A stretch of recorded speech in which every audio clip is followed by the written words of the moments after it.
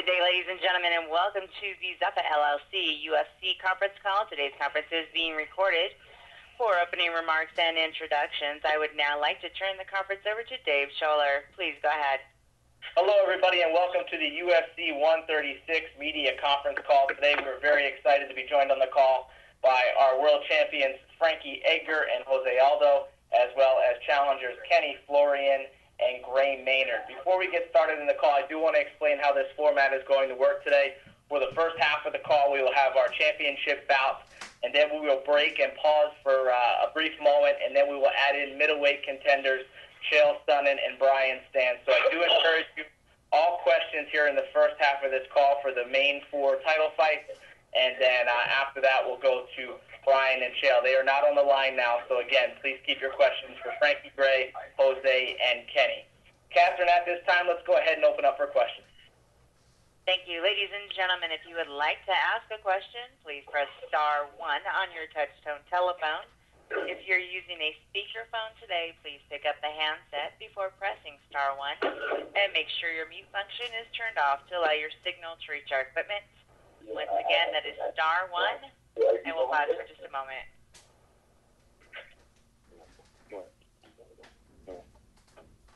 And we will take our first question from Bo Dury with ESPN.com. Yes, thanks. I had a question for Kenny. As a veteran of the Ultimate Fighter, and now someone fighting in one of the lower weight classes, what do you see from this season of the Ultimate Fighter with the featherweights and bantamweights on it? Yeah, I was only able to see the first episode, and looks like they're a talented group of guys. You know, they definitely went hard. There were some exciting fights, and you know, they look good for sure. As you've had to cut down through the weight classes, do you feel like you've had to get faster? Do you feel like the fights just go quicker at that weight? Well, you know, obviously there's a big difference between middleweight and featherweight for sure, but yeah, no, I mean, there's a little bit of a transition, you know, just trying to find fast training partners on a consistent basis especially for a guy like Aldo, you know. But other than that, it's not really a major difference for me. You know, I was never really a true middleweight. You know, I was a chubby 178 pounder, so yeah. All right, thanks. Thank you. And we'll go on to Stephen Fettel with Asbury Park Press. And Steve Fettel, your line. My question is for Gray and for Frankie. Obviously, with the nature of this fight being a rematch and also being delayed, you guys have been training for each other and thinking about each other for probably well over a year at this point. Can you talk about how that's kind of a unique circumstance for you guys? Go ahead, Greg. I couldn't hear the question.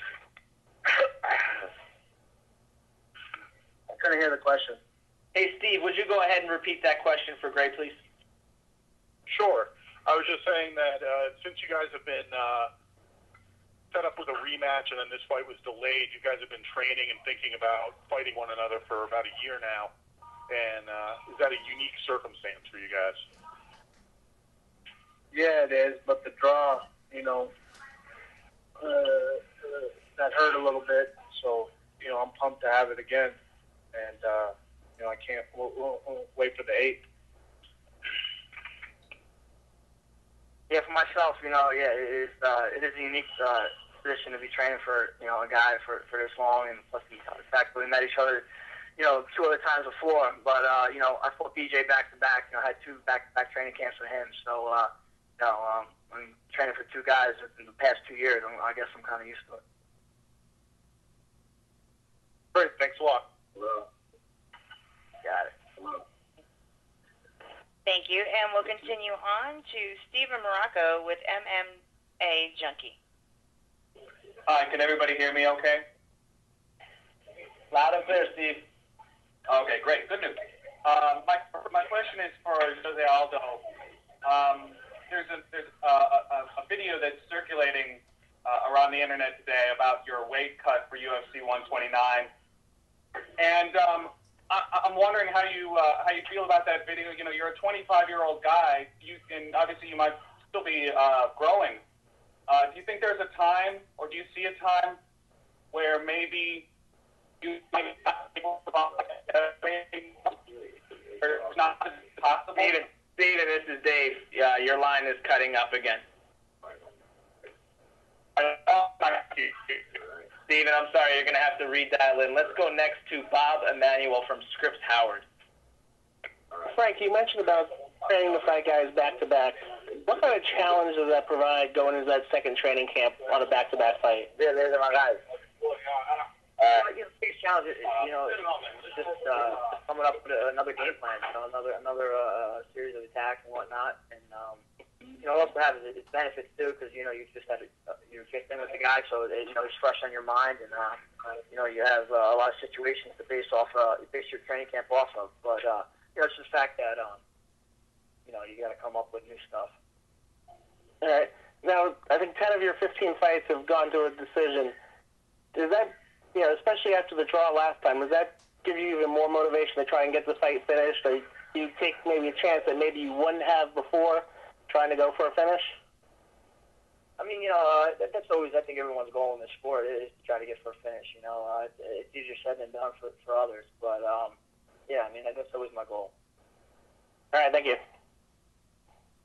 Thank you, ladies and gentlemen. Once again, that is *1 for any questions. And we'll continue on to Matthew Ryder with Bleacher Report. Hi, guys. Can you hear me okay there? Yes, sir. You're coming through loud and clear. Please go ahead.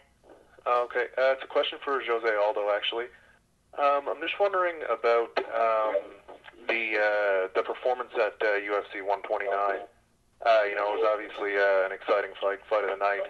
What was it like to collect such a big fight of the night bonus there, $129,000, especially after making the jump from WEC and sort of seeing, the advancement in salaries so quickly like that? Ô, Júnior, todo mundo viu a tua luta no último Ultimate, foi impressionante. Como é que foi para você aquela noite lutando no Ultimate pela primeira vez, defendendo o cinturão e ainda ganhou aquele bônus de 129 mil pela luta da noite? Pois é, foi ótimo, né? A noite para mim foi maravilhosa, acho que deu tudo certo, do jeito que nós treinamos, do jeito que a gente planejou, saiu. E um dia muito feliz na minha vida, né, cara? Eu acho que estar dentro do Ultimate e ser o campeão ali defendendo, pra mim, é uma coisa de como não, né? Então é ótimo, eu me sinto muito bem ali dentro. Yeah, he said that night was wonderful. Couldn't have been much better. He was in there fighting the UFC for the first time, defending his belt. His game plan came along great in the fight. And, he says just to be in the UFC fighting for the belt and defending his belt is just wonderful. All right, great. One other quick question there. There was a lot of talk coming into this fight, about the idea that Kenny was dropping down to 145, to get away from the lightweight division and get a shot at gold at featherweight. Does Jose take that at all? Take any sort of an affront to that Kenny's going to come into his division, looking for gold? Obviously, Kenny's a talented guy and he's fought for titles before. What's Jose's mindset looking at Kenny coming in? If that is the case, that he's kind of coming to 145 specifically to take his belt. O Júnior, ele está perguntando como é que você se sente sabendo que o Kenny Florian, claro que está descendo de peso, porque ele não conseguiu o cinturão da categoria de cima, ele quer ter uma chance da tua categoria. Como é que você se sente com isso? É ofensivo, alguma coisa, ou é normal? Para mim é normal, eu não vejo problema nenhum. Acho que isso, ele achou que na categoria de baixo ele pode ser melhor do que na de cima, né? Isso faz parte, acho que não só ele, mas vários outros atletas também. Uns descem, outros sobem de categoria. Para mim, eu vejo isso normal. O importante é estar bem treinado, chegar lá e fazer o meu tempo. É isso que eu penso. Eu penso em mim e os outros eu penso por eles. He says he feels it's a completely natural transition for Kenny. A lot of guys move up and down in weight classes throughout their career, and then Kenny felt that this was the right time for him to move to 145, and he respects him. He's really just focused on his own training. His opponents doesn't really matter as long as they're in there well prepared. All right, great. Thank you. You're welcome. And we'll hear now from Mark Daniels with the Boston Herald. Hey, thank you. Hey, Kenny, hope you're doing well, man. I'm what's your mindset like going into this title shot, and is it different from the last time you fought for a title against BJ Penn?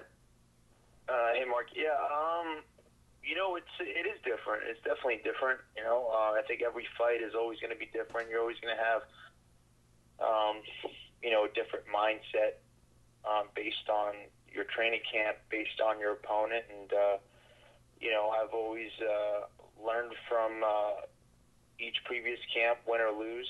I've made a lot of mistakes. I'm thankful for those mistakes, and my goal is to try to make each training camp better and better every time, and to be able to increase my workload capacity and improve my skills. And I think I've done that for every training camp, and I feel good, man. I've trained my ass off for this fight, and I'm looking forward to going out there and competing hard on the 8th. Awesome. And is Aldo comparable to anyone you've fought before? No, he's pretty unique. He's pretty unique in that very fast, explosive guy, similar to BJ, but obviously more of a kicker. His dangerous weapons are his legs. Excellent footwork, very, very fast, and I think dangerous on the ground. We're about the same with the wrestling, all those things. So it definitely he's a unique opponent, and I had to prepare differently for him for sure. Awesome, man. Thanks.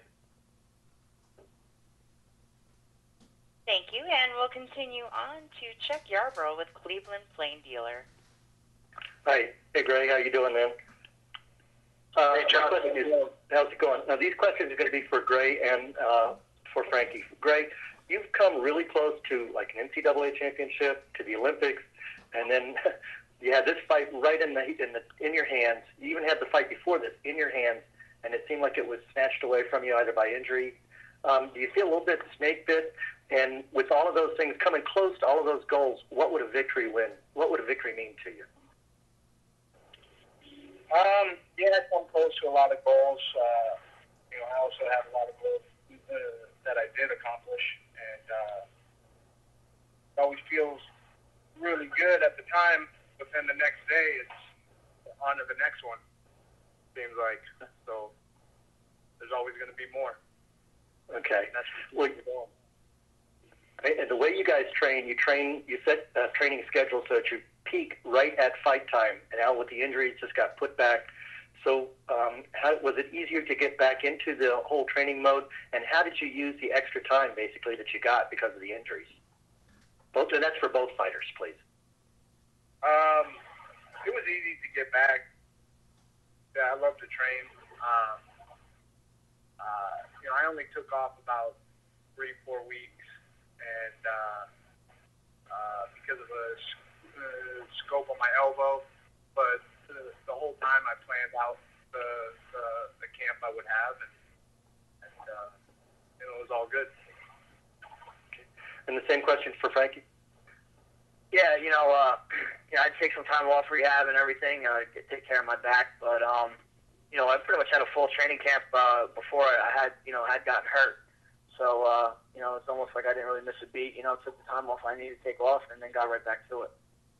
Did you use the time for more film study or for more working on a different part of your fight game? Yeah, when you're not on the match and you're not, not really grinding, you try to, improve any way you can possible. And I guess, mentally and, technically maybe watching videos and stuff with my team, yeah. Okay. All right, thanks, guys. I appreciate it. Yeah.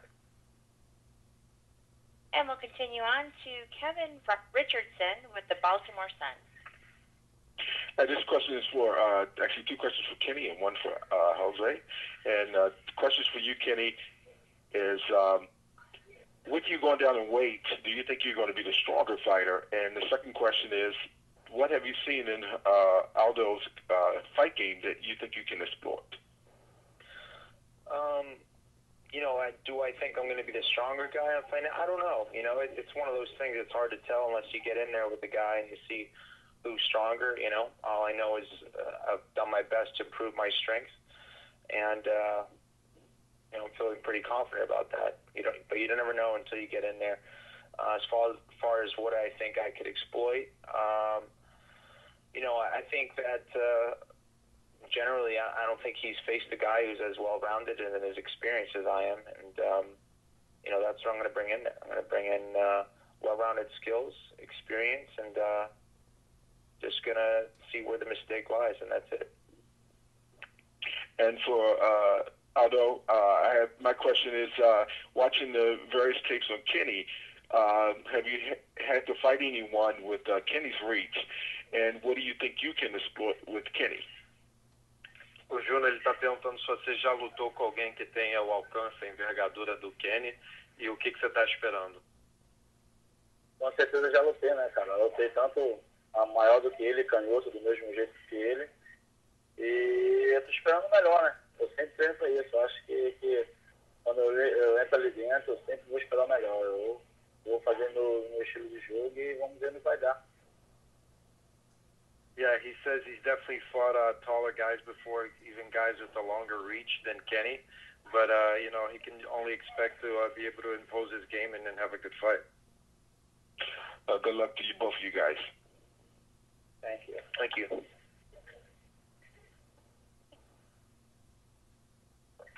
As a reminder, ladies and gentlemen, that's *1, and we'll go on to Steven Morocco with MMAjunkie.com. Sorry about before, guys.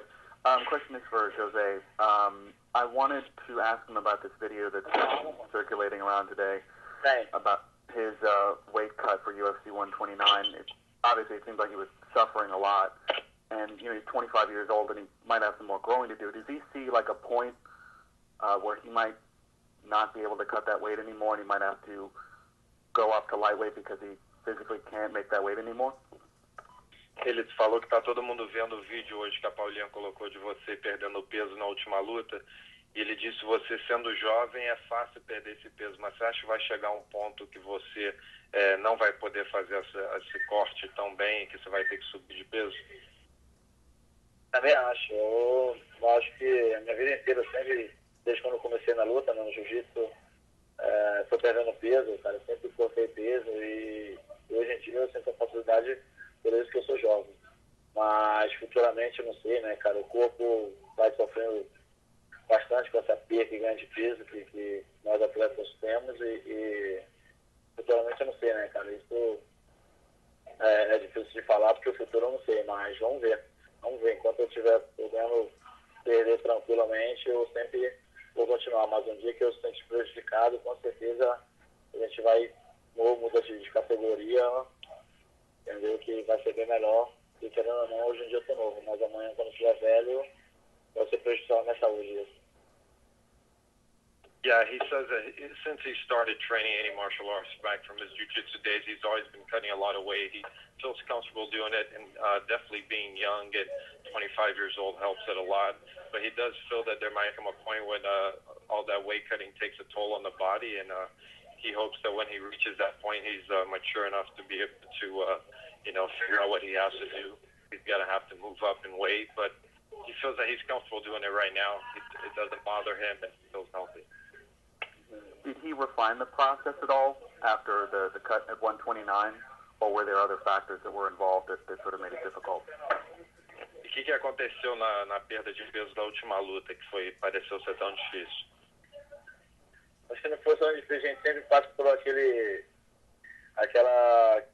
jeito que a gente gravou, né? Você está no vídeo ali, a perda de peso sempre foi essa, mas a gente fez um plano de eu ganhar bastante massa, ficar bastante pesado, para quando a luta desenvolvesse no chão, eu ter um jogo maior por cima, né? Ficar mais pesado. E então acho que foi isso, né? Acho que eu cheguei acima do jeito que a gente fez a estratégia e nisso eu posso ter alguma dificuldade, mas eu sempre faço aquilo, sempre do mesmo jeito. He said his wake-up processing is about the same every time. That's usually what he goes through before the fight. But before that fight, they were working a lot on gaining muscle mass. That's why he might have been a little heavier, and it might have taken a little bit longer to get the weight off. Okay, thanks, guys. You're welcome. Thank you. We'll take our next question from Keeban Antonio with Super Sport Media. Thank you very much. Good luck, boa sorte para todo mundo, and to make things easier, I'll ask the question in English rather than in Portuguese. and Kenny and Jose will be able to answer whatever's more comfortable for them. I wanted to ask Jose, with the last fight, MMA fight and UFC fight in Rio, does he see a change in the way the Brazilian public is perceiving the fighters as in terms of as a profession and in the sport hierarchy coming after soccer, all the sports? Does he see a change in the Brazilian attitude towards the sport, towards os lutadores? And Kenny, also you have Peruvian family. Do you get a sense that there is a reverberation in the Latin countries that you didn't see before as the sport grows? Juno, ele perguntou se depois do UFC Rio você percebeu que a recepção pelos lutadores de MMA mudou no Brasil, por exemplo, como as pessoas veem e a corrida entre o MMA e o futebol no Brasil. Mudou bastante, né? Acho que depois dessa UFC aqui no Rio, a popularidade aumentou bastante. Eu acho que eu já esperava isso, né? Eu sempre achei que um dia que o time chegasse aqui ia ser divisor de águas. E graças a Deus, isso para nós, atletas brasileiros, é ótimo ter conhecimento, tudo isso que está acontecendo, né? E no futebol acho que é difícil. Acho que o futebol no Brasil sempre vai ser em primeiro lugar. Isso já está na cultura do povo brasileiro. Então não tem como passar mais assim, ficar ali perto. Com certeza sempre vai estar, mas é muito difícil passar aqui no Brasil. Não estou falando de desbancar o futebol, o senhor de trás do futebol, o senhor meio subiu mais, se você se sente que agora está mais, a gente está seguindo mais, né? Com certeza, nós estamos ao mesmo tempo ali junto no futebol, isso que eu estou te falando. Depois desse ultimate aqui, não só para mim, mas todos os atletas brasileiros, onde nós vamos, somos bem recebidos, somos reconhecidos. Então é como se fosse o jogador de futebol. Com certeza, depois dessa chegada aqui no Brasil, ficou assim. He pretty much said that a lot has changed since UFC Rio, that there's a lot more respect for the fighters, and he always felt that would happen after the UFC went to Brazil. And you know, soccer is always going to be number one in Brazil. It's a stitch in their culture, but MMA is right up there as number two, and it's grown a lot, especially after the UFC in Brazil.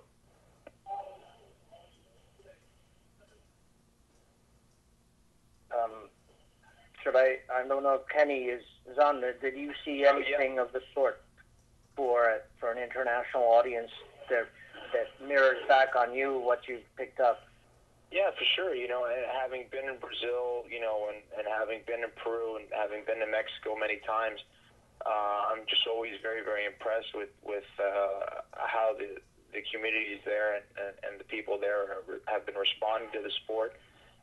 They love it. And I think that goes with any country. You know, any country that sees this sport will fall in love with it. It's a dynamic and exciting sport. You know, it's one of those fights that, you know, you never know what's going to happen, and it keeps people on the edge of their seats. And it's a matter of just really educating the public wherever you go. But certainly the Latin community, you know, we respect fighters.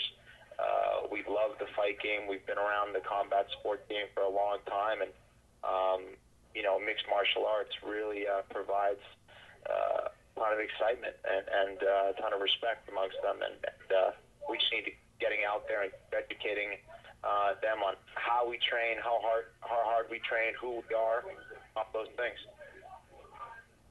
Thank you very much. Thank you. We'll take our next question from Matthew Joel with Bleacher Report. Hi, yes. My question is for Frankie Edgar. After facing BJ Penn twice and still without a win against Gray, do you still feel like you are getting the respect that you deserve as a champion? And are you coming into this fight with a little bit of a chip on your shoulder? You know, the respect's coming, man. You know, it's gonna keep growing the more the better I do, and the longer I keep this belt. And yeah, I try to come into every fight with a chip on my shoulder. You know, not for any reason, just because I'm eager to win, and having that chip on your shoulder helps you do so. And just to follow up on that, has there been any specific thing you've been doing in your training camp that's helped you prepare for this third bout, either striking wise or grappling wise? Because I know you train at Renzo Gracie. Yeah, just improving my all-around skills. My biggest thing in between every fight is try to become a better fighter than I was my last time out, and I believe I accomplished that. So as long as I can put it together, things will go my way. All right, thank you very much. Thank you, and that's all the time we have for questions at this point. I'll turn things back over to Dave Scholler. All right, thanks, Catherine, and thanks to Frankie, Gray, Jose, Derek Lee, who translated for us today, and Kenny Florian. At this time, we were going to let the 4 title participants go, put you all on a brief hold, and we will return momentarily with Chael Sonnen and Brian Stann. Again, hang on the line for the members of the media, and to our 4 fighters and our translator who joined today, thank you very much for being on the call.